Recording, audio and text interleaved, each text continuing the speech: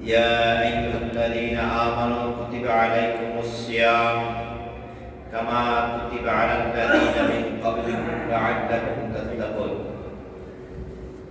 وقال النبي صلى الله عليه وسلم: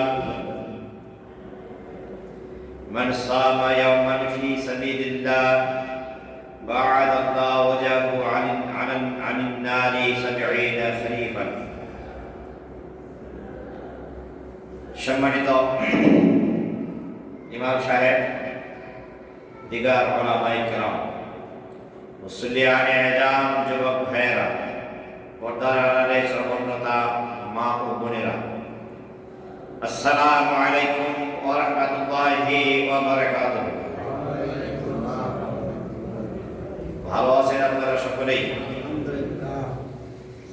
মহান রব্বুল ইজ্জাত ওয়াল জালালের দরবারে সকলে মিলে কালিমাতুশ শুকর আদায় করছি যে আল্লাহ আমাদেরকে পবিত্র জুমার দিন জুমার নামাজ আদায়ের উদ্দেশ্যে আল্লাহর ঘরে আসার সুযোগ করে দিলেন। কার ঘরে? জোরে বলছি, কার ঘরে? ওই মহান মনিবের দরবারে সকলে মিলে কালিমাতুশ শুকর আদায় করছি আলহামদুলিল্লাহ। দরুদ ও সালাম পেশ করছি মানবতার মুক্তির দূত মহান শিক্ষক বিশ্বনবী মুহাম্মদুর রাসূলুল্লাহ সাল্লাল্লাহু আলাইহি ওয়াসাল্লাম। সম্মানিত হাজিরিন, এই মাসটা হলো রমজান মাস। কি মাস? রমজান মাসে রাসূল সাল্লাল্লাহু আলাইহি ওয়াসাল্লাম আমরা যে মিম্বার বলছি না, মিম্বারের প্রথম সিঁড়িতে যখন পা দিলেন রাসূল বললেন আমিন। দ্বিতীয় সিঁড়িতে যখন পা দিলেন, কথা শুনি, তখন তিনি আবার বললেন আমিন। তৃতীয় সিঁড়িতে যখন পা দিলেন তখনও বললেন আমিন। আমরা আলোচনা করার সময় অনেক সময় বলি না, ঠিক আছে, বক্তার কথা বললে শ্রোতারা বলে ঠিক। রাসূল সাল্লাল্লাহু আলাইহি ওয়াসাল্লাম বললেন আমিন। আমিন মানে আল্লাহ কবুল। সাহাবারা জিজ্ঞেস করলেন, ইয়া রাসূলুল্লাহ, আপনি যে আজকে আমিন আমিন বললেন, অন্যদিন তো বলেন না, আজকে যে বললেন।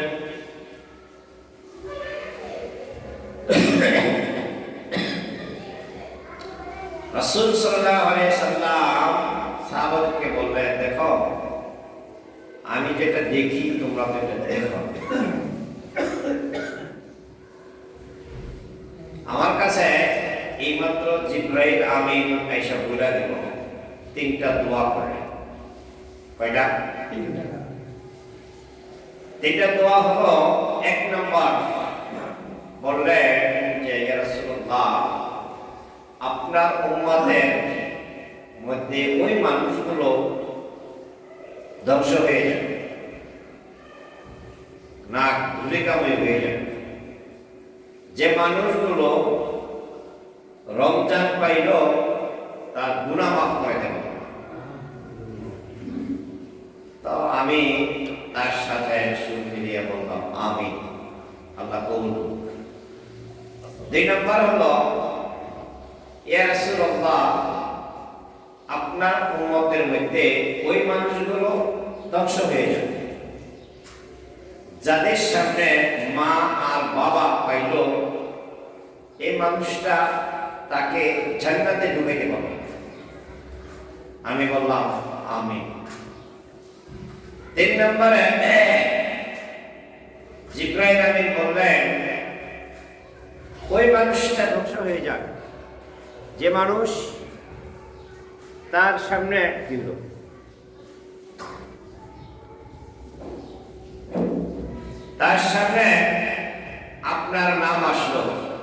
মুহাম্মদ বলেন সাল্লাল্লাহু আলাইহি ওয়াসাল্লাম।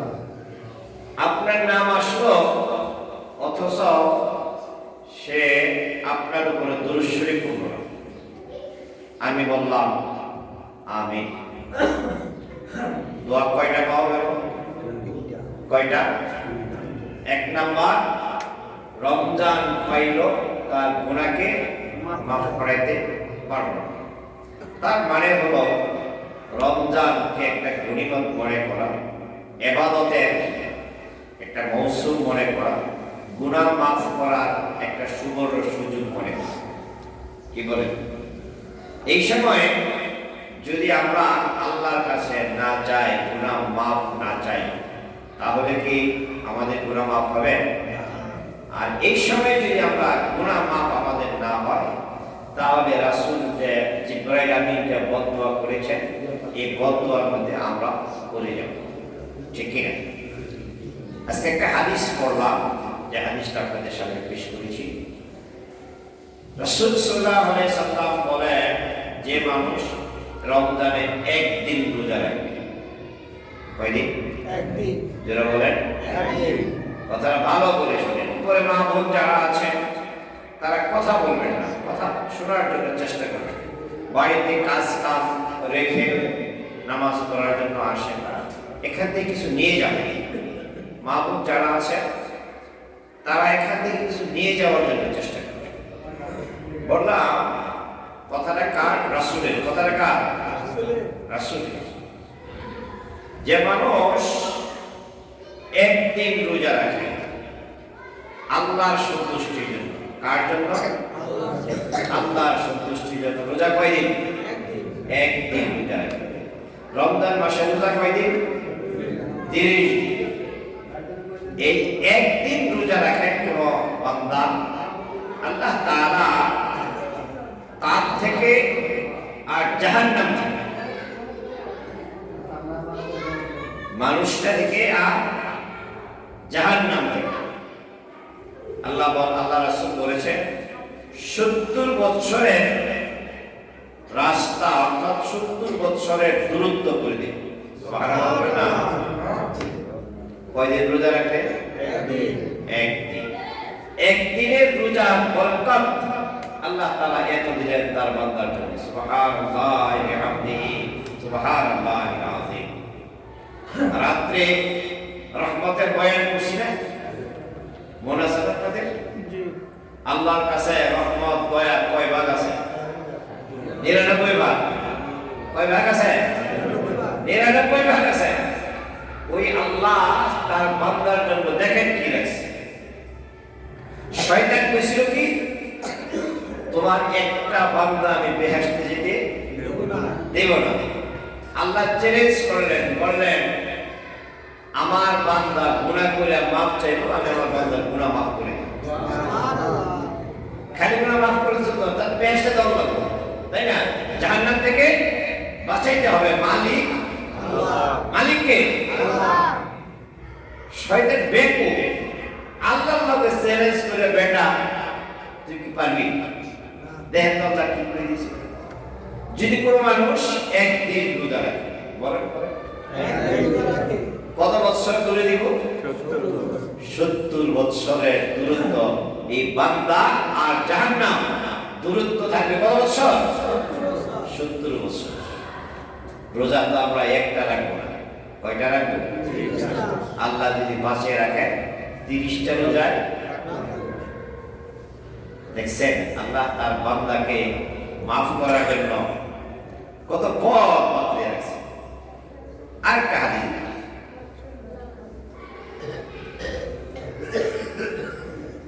হাদিস, হলো রাসূল সাল্লাল্লাহু আলাইহি বলছেন, কুল্লু আমালিন ইবনি আদম লাহু ইল্লা সাওম ফাইন্নাহু লি আনা আজজি বিহি।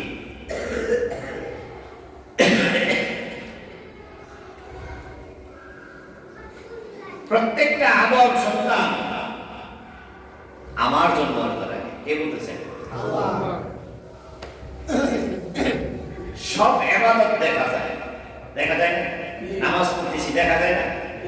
দেখা যায়, হজ করলেও দেখা যায়, যাকাত দিলেও আমি রোজা রাখছি না না রাখছি আপনারা কি করে বলবেন?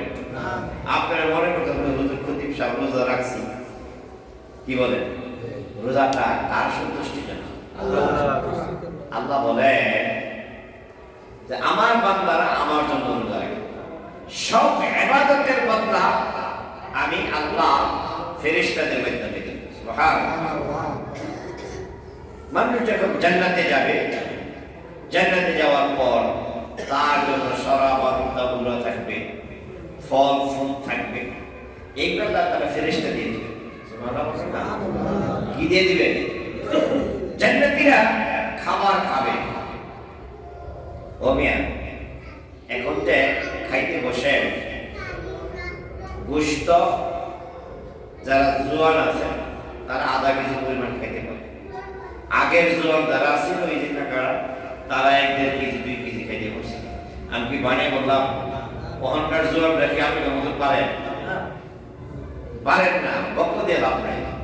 এখনকার জোয়ান যারা আছে, আগের জোয়ান যারা ছিল তাকে তাদের মতো খাইতে পারেন না আপনারা। এর কারণ হলো আগের জোয়ানরা কাম করছে, কোদাল মারছে, লাঙ্গল চালাইছে। কি কাকা কথা ঠিক আছে না? এখনকার জোয়ানরা কি কাম করে নেই, কাম করলে না পেলে খিদে লাগবে, আর ওই বদলে ওই রকম শক্তি তো নাই। খাইবার বসলে 5 টুকরা 10 টুকরা, এর বেশি খাবার কোন মানুষ খাইতে, মিষ্টি খাইবেন ভালো জোয়ান হলে 1-1.5 কেজি খাইতে পারে। হ্যাঁ, একজন জান্নাতি মানুষ যখন খাইতে বসবে, আল্লাহ রাব্বুল আলামিন ফেরেশতা দিয়া খাবার তার সামনে উপস্থাপন করবেন। খাবার খাইতে থাকবে, প্লেট আসবে, খাবার খাবে, প্লেটটা ওই দিকে বাম দিকে সরাইয়া দিবেন। আবার আরেকটা আসবে, আবার আরেক প্লেট খাবে। খাইতে খাইতে জান্নাতি মানুষটা 70,000 প্লেট খাবার একটা মানুষ খাইতে পারবে। সুবহানাল্লাহ। পাখির গোশত খাবে, ঘোড়া গোশত খাবে, খাবার পরে হাড়গুলো থাকবে, হাড়গুলো সামনে প্লেটের মধ্যে উপস্থাপন করবে, রেখে দিবে। জান্নাতি মানুষটা খাবার খায়া শেষ হয়ে যাবে, তৃপ্তি হয়ে যাবে। যখন তৃপ্তি হবে, এই তৃপ্তি হওয়ার পরে সে দেখবে যে হাড়গুলো রাখছিল, এই হাড়গুলো আবার পাখিতে পরিণত হইয়া পড়ে যাবে। মানুষ, দুনিয়ার মানুষ বেশি খাবার খাইলে পায়খানার বেগ হয়, পানি বেশি খাইলে প্রস্রাবের বেগ হয়, ঠিক আছে না? জান্নাতি মানুষরা হাজার হাজার প্লেট খাবার খাবে, তার প্রস্রাব হবে না, পায়খানা হবে না। জান্নাতটা এমন জায়গা, সেখানে দুর্গন্ধময় কিছু করার মতো কোনো সুযোগ নাই। জান্নাতি মানুষটা খাবার খায়া তৃপ্তি হওয়ার পরে একটা ঢেক দিবে, ঢেক দেওয়ার সাথে সাথে সব খাবারগুলো হজম হইয়া বাতাসের সাথে উড়ে যাবে।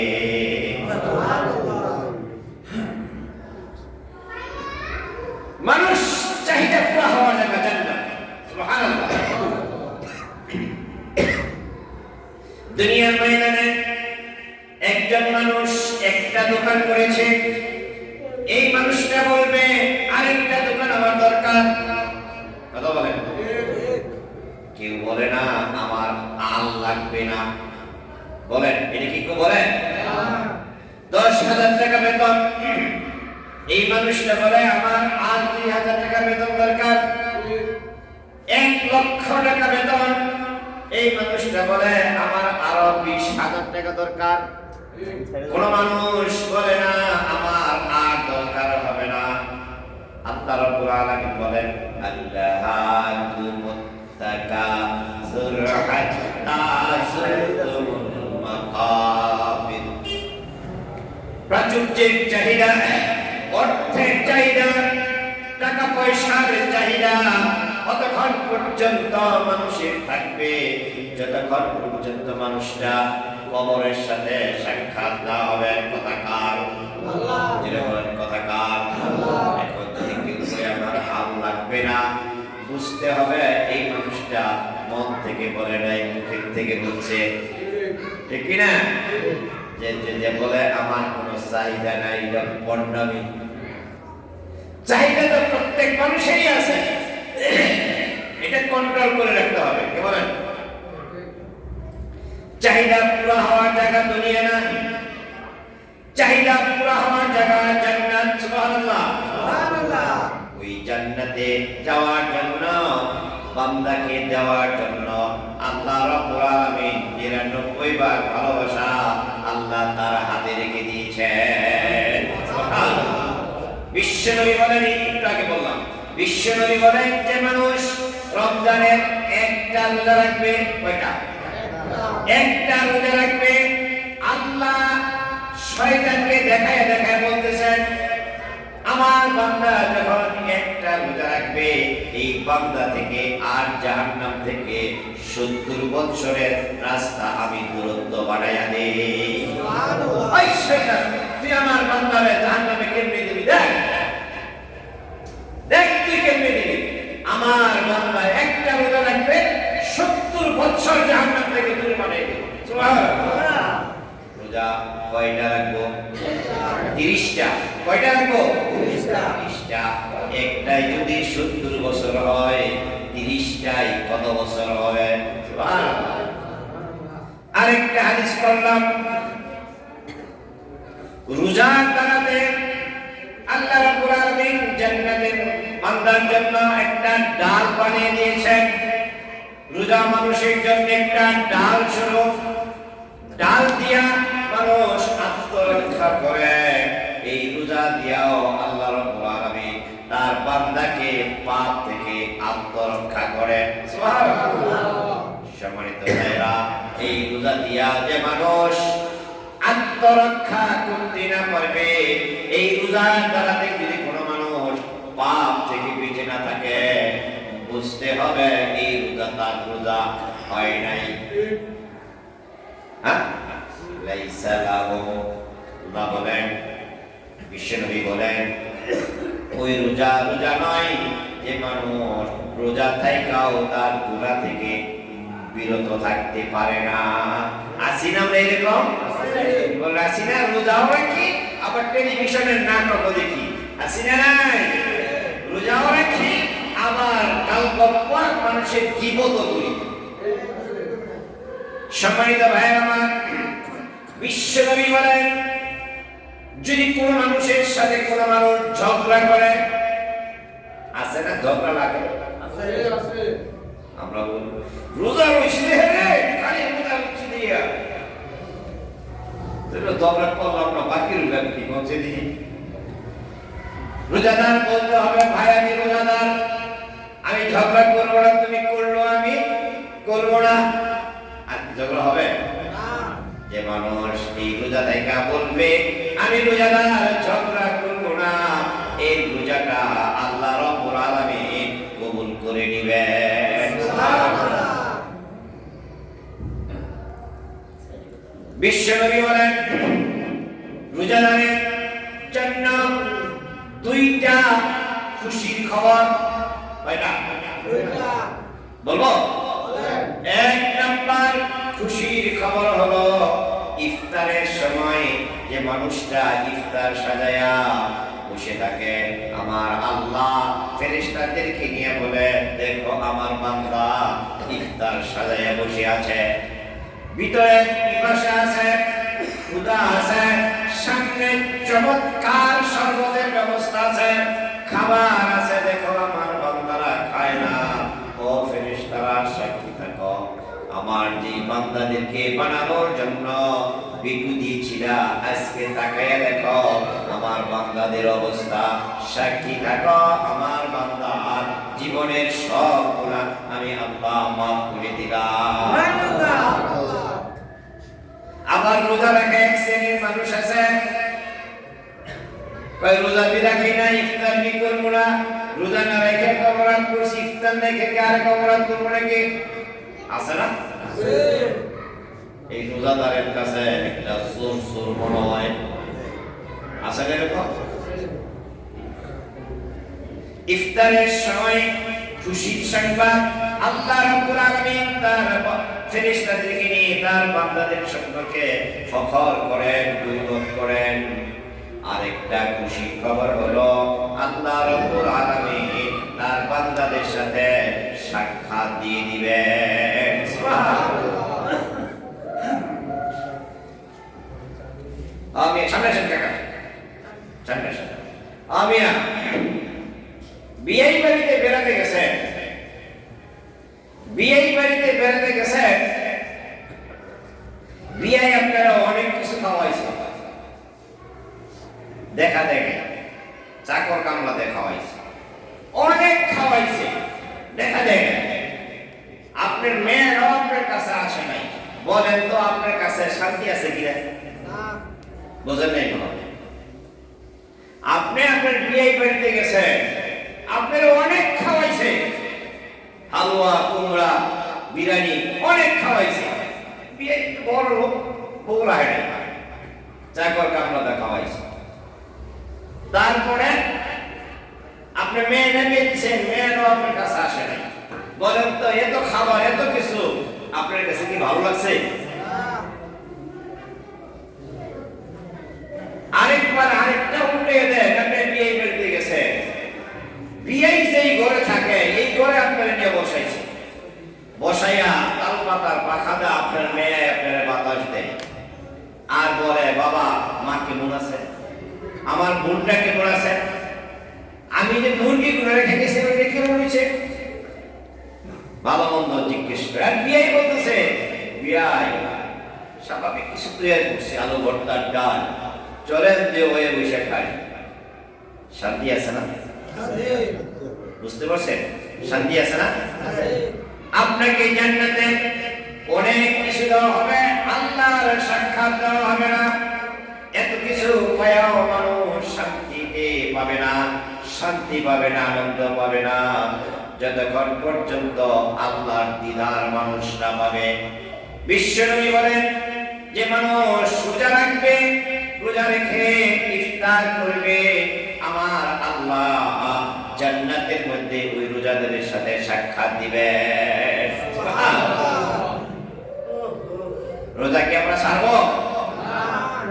রোজাদার রোজা রাখা ফরজ, রোজাদারের কদর করা ওয়াজিব। বিশ্বনবী বলেন যেই মানুষটা একটা রোজাদারকে একটা খেজুর দিয়া অথবা এক গ্লাস পানি দিয়া ইফতারের ব্যবস্থা করবে, কি দিয়া?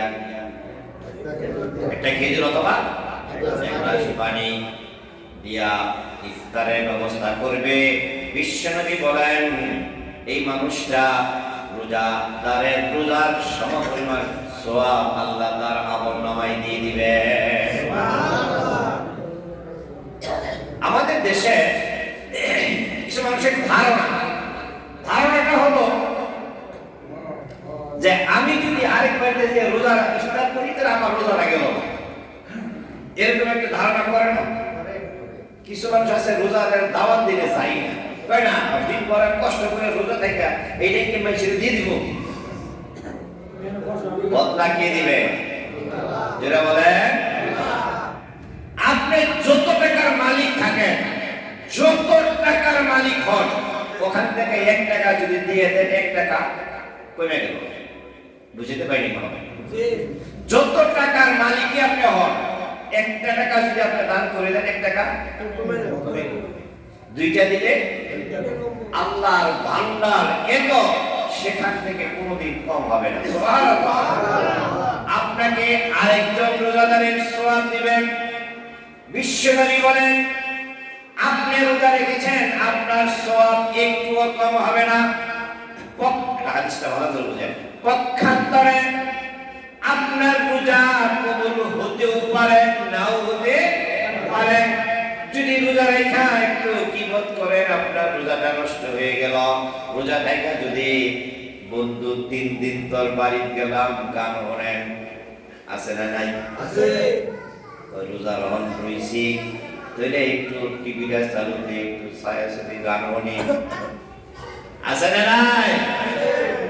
রোজা থেকে ঝগড়া করে মানুষের কিবত করি, আমার রোজা কবুল হতেও পারে নাও হতে পারে, কিন্তু একজন মানুষ যদি আরেকজনকে আরেকটা রোজাদারকে ইফতার করায় একটা খেজুর দিয়া অথবা এক গ্লাস পানি দিয়া, বিশ্বনবী বলেন তার ওই রোজাদারের সমপরিমাণ সওয়াব আল্লাহ তার আমলনামায় দিয়ে দিবেন। মনে রাখতে হবে, আমি একদিন তো রোজা আগামী শুক্রবারে আলোচনা করবো মা বাবার অধ্যায় নিয়ে, কারণ ওই যে মা বাবা পাইলে তাকে জান্নাতে ঢুকাতে পারলো না, মনে আছে আপনাদের কথা? আগামী শুক্রবার আলোচনা হবে মা বাবার অধ্যায় নিয়ে। বিশ্বনবী বলেন রোজাদারের মুখে দুর্গন্ধ আছে না? একটু দুর্গন্ধ হয় না? সারা রোজা রাখলে মুখে একটু দুর্গন্ধ হয়। বিশ্বনবী বলেন আল্লাহ রাব্বুল আলামিনের কাছে রোজাদারের মুখে দুর্গন্ধটা মেশক আম্বরের চাইতে বেশি প্রিয় হয়ে যায়। সুবহানাল্লাহ। এটা গল্প শুনছিলাম, আমার বারেন্দার একটা গল্প শুনছিলাম, আমার দাদি নানি বলেছে এক বছর বিয়ে করে না, বিয়ে করে না, তো জিজ্ঞেস করে তার ভাবিরা জিজ্ঞেস করে ভাই স্যার বিয়ে করেন না, পকেটে কুচগুড়া রাখতো। কুচগুড়া বুঝেন? মানে এক মাথা কালা আর এক মাথা লাল, দেখছেন না আপনারা? আপনাদের দেশে কি বলে?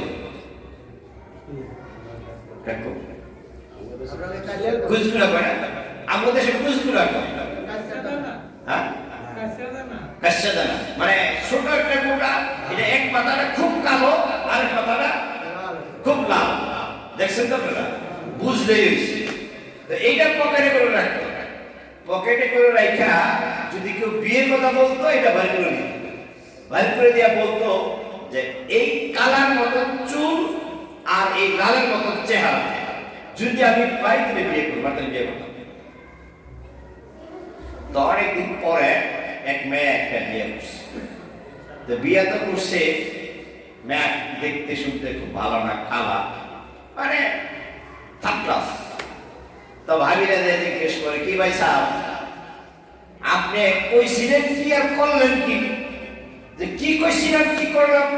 তো কইছিলেন তো এরকম চেহারা লাগবো, এরকম চুল লাগবো, কই আপনার ম্যাডামের তো এরকম কিছু না। দেখেন আমার চোখ দুইটা আপনার শরীরে লাগে, দেখেন আমার চোখে এইটা এরকমই, ওই চুলগুলা কালো চেহারাটা লাল। বিশ্বাস না হলে একটা ডাক্তার ভাই চোখ দুটা উঠিয়ে দিই, তারপরে দেখ। মুখে দুর্গন্ধ গুলো মানুষের কাছে দুর্গন্ধ, ঠিক না? সারাদিন রোজা রাখার পরে 20 দিন 22 দিন চলে গেলে রোজাদারের মধ্যে একটা মুখের দুর্গন্ধ চলে আসে, আমার আপনার কাছে এটা দুর্গন্ধ।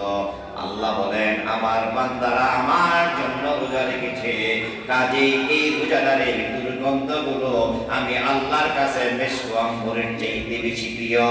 সুবহানাল্লাহ। সম্মানিত ভাইরা আমার, জান্নাতে ঢোকার জন্য 8টা দরজা থাকবে। কয়টা? 8টা। যেটা বলেন কয়টা? 8টা দরজা থাকবে। 8টা দরজা দিয়া মানুষ জান্নাতে যাবে। একটা দরজা থাকবে, এটা স্পেশাল, এই দরজাটার নাম হলো বাবুর রায়্যান। নাকি যেটা বলেন যেটা দিয়ে নিয়ে যাইবেন, এটার নাম যদি মনে না রাখেন তাহলে কেমনে শুনবেন? আপনার যদি অন্যটা দিয়ে যাইবেন ট্রাই করে, আমরা রোজা রাখছি, কলারটা ধরে দাঁড়িয়ে আমরা রোজা রাখছি, আমার রায়্যান দরজা দেওয়া লাগবে। সুবহানাল্লাহ। একটা দরজা থাকবে, তার নাম বাবুর রায়্যান।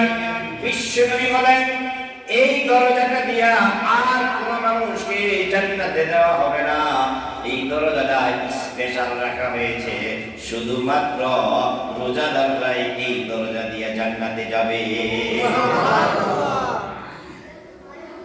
হাদিসে কুদসি আল্লাহ বলেন, রোজা মানুষ শুধু আমার জন্যই রাখে।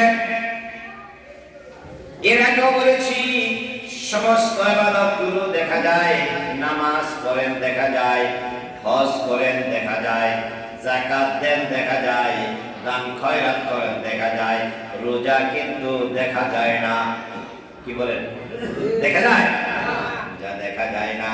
আল্লাহ বলেন, এই বান্দারা আমার জন্য রোজা রাখে, সুতরাং এর বদলা আমি আল্লাহ আমার বান্দাদেরকে নিজ হাতে দান করব।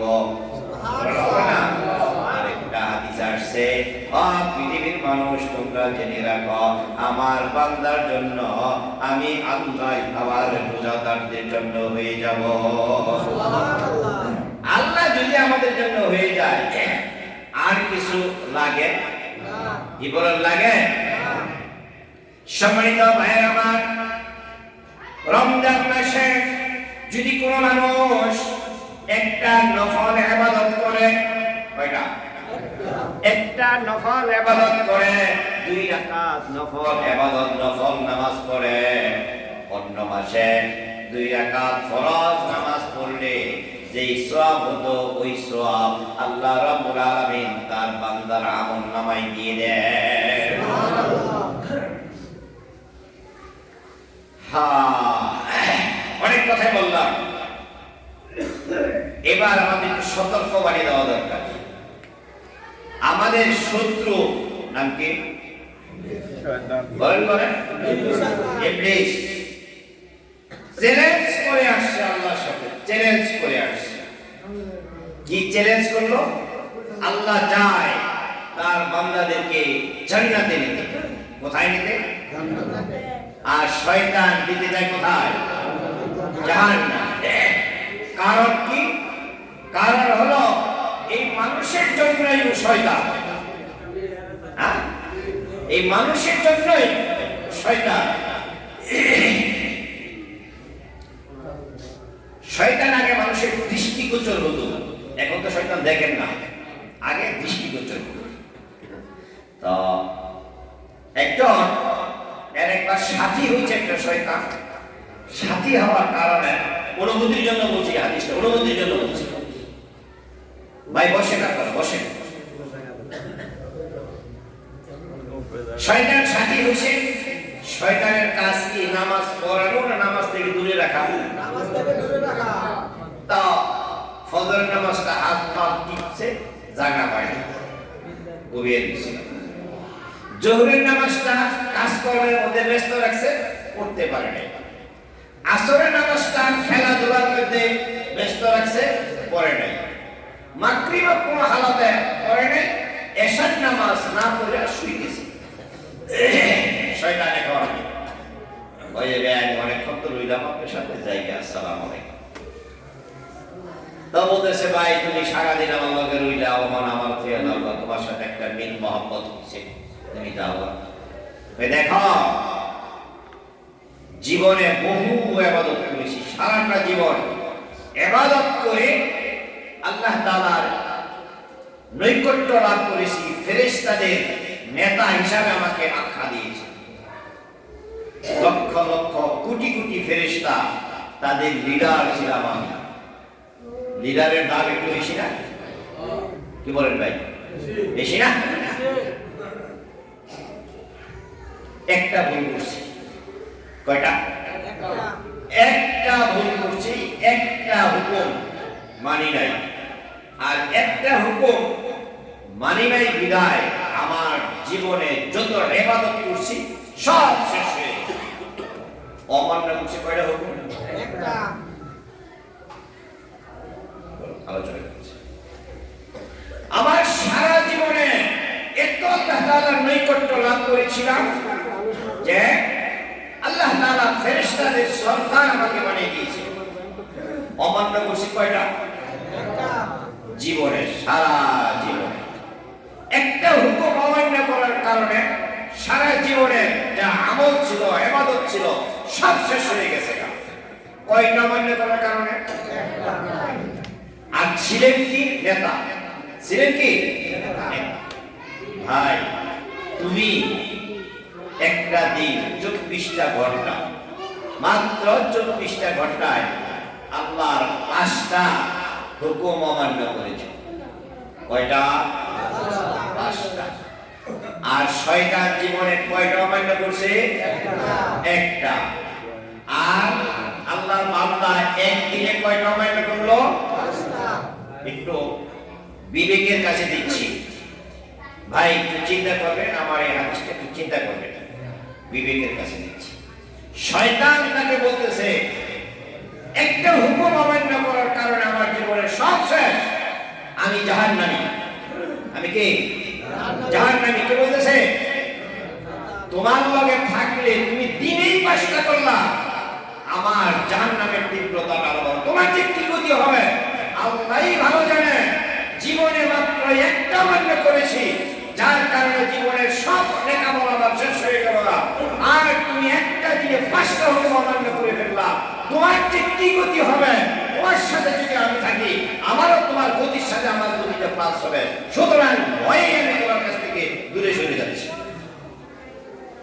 ভাই চিন্তা করে, আমাদের মধ্যে আমরা এরকম আছি না যে হেলায় খেলায় নামাজ নষ্ট করে দিই? আছি না ভাই এরকম? আজকে থেকে আমরা প্রতিজ্ঞা করতে পারি নামাজ কোনদিন আর ছাড়ব না। রাজি আছি সবাই? কোনদিন নামাজ ছেড়ে দিব না। রাজি আছি কারা কারা? হাত উঠিয়ে রাখো। আল্লাহ কবুল করেন, সকলে বলেন আমিন। সুখে থাকি দুঃখে থাকি ভাই, ওযুর পানি নাই তাই মন করে। আল্লাহ তাআলা কোন জিনিস আপনার জন্য কষ্ট রাখে না, কোন জিনিস কষ্ট রাখে না। আমরা ওমরায় যাই, হজে যাই, একটা মাটির পোলটা, একটা মাটির দলা ব্যাগে করে নিয়ে যাই, ওখান তো ওযু সম্ভব না, ওই সাথে ইমাম করে নামাজ করে নি, যেই দিকে যাচ্ছে ওই দিকে করে আপনি নামাজ করেন। সুবহানাল্লাহ। সম্মানিত ভাইয়েরা আমার, আল্লাহু আকবার, আল্লাহু আকবার বলতেছিলাম। তাহলে আমরা জীবনে আর কোনদিন আল্লাহর হুকুম নষ্ট, রাজি আছি সবাই? আল্লাহ তাআলা বলতেছেন যে রোজা মানুষ আমার জন্য রাখে, তার বদলা আমি আল্লাহ নিজ হাতে তাকে দান করব। সুবহানাল্লাহ। এখন রোজাদারের কদর করা, রোজাদারের ইজ্জত দেওয়া ওয়াজিব। ইজ্জত দেওয়া কি?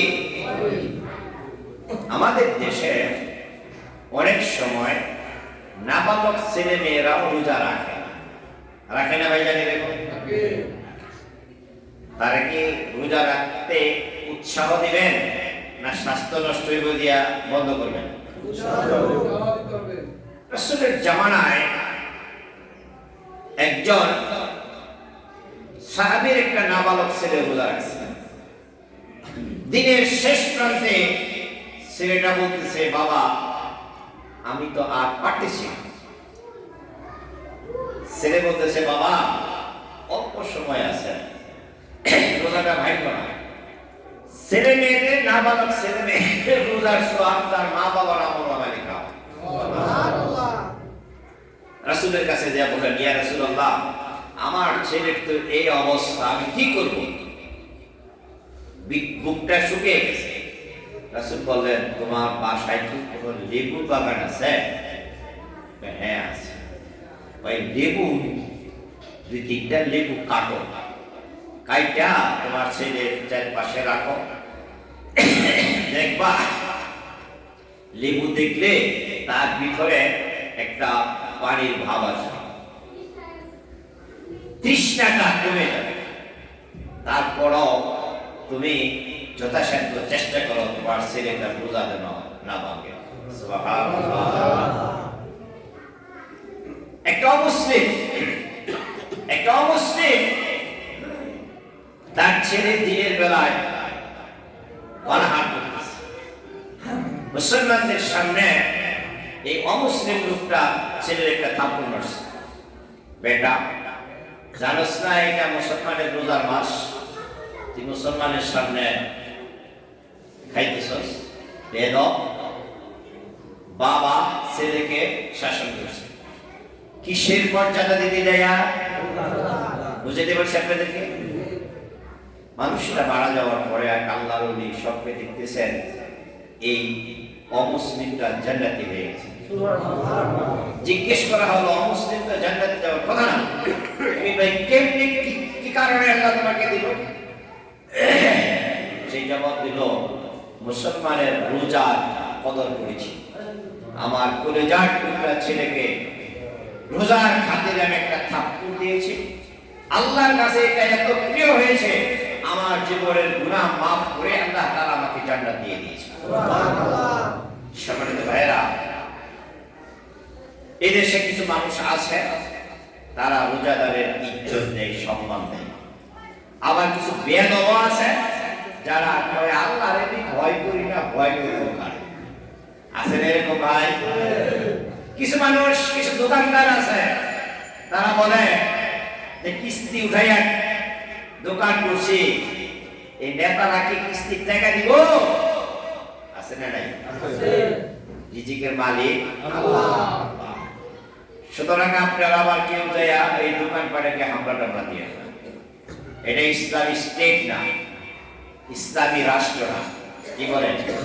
যার যার আয়ত্তে যা আছে বুঝাইয়া সমঝাইয়া যতটুকু দোকান বন্ধ করে রাখতে পারেন, লাঠি মারলে কিন্তু আবার মামলা হইল। এই চিন্তা করেন না। আল্লাহ রাব্বুল আলামিন আমাদের সকলকে রোজা রাখার জন্য তৌফিক দান করেন। সকলে বলেন আমিন। এবং রোজাদারের যে ফজিলত আল্লাহ তাআলা আল্লাহ রাসূলের মাধ্যমে ঘোষণা দিয়েছেন, আল্লাহ যেন আমাদেরকে রোজার ফজিলত দান করেন। সকলে বলেন আমিন। সর্বোপরি আল্লাহ যে ঘোষণা দিয়েছেন রোজাদারের জন্য রায়্যান নামক জান্নাত দিয়া দরজা দিয়ে আল্লাহ তাআলা জান্নাতে দিবেন। আল্লাহ যেন আমাদের সকলকে রায়্যান নামক দরজা দিয়ে জান্নাতে যাওয়ার জন্য তৌফিক দান করেন। সকলে বলেন আমিন। আমি আমার আলোচনা শেষ করছি। আমার মনে হয় আমার এক কাকা আসছেন, উনি দুইটা কথা বলবেন। বলেন এমনি। আল্লাহ রাব্বুল আলামিন আমাদেরকে সহিভাবে রোজা রাখার তৌফিক দান করেন। ওয়া আলাইনা ইলাল বালাগ। আসসালামু আলাইকুম ওয়া রাহমাতুল্লাহি ওয়া বারাকাতুহু।